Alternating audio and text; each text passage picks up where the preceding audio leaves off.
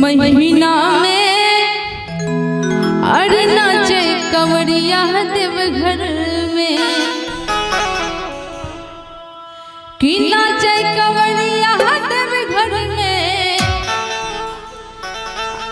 अरे नाचे कंवरिया देवघर में ऐसा के अरे सावन के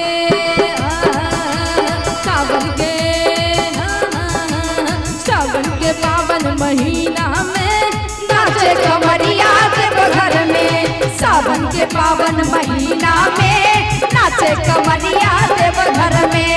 नाचे कंवरिया देवघर में, नाचे कंवरिया देवघर में।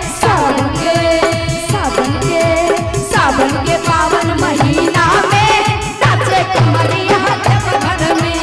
सावन के पावन महीना में नाचे कंवरिया देवघर में।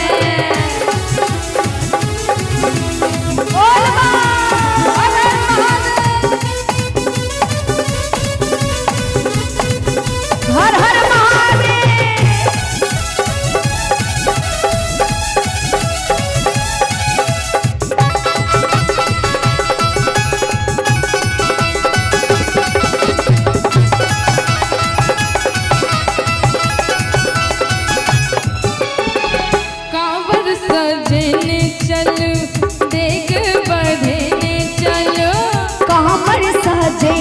चालू देख बढ़ने चालू पहुँचे ता अपना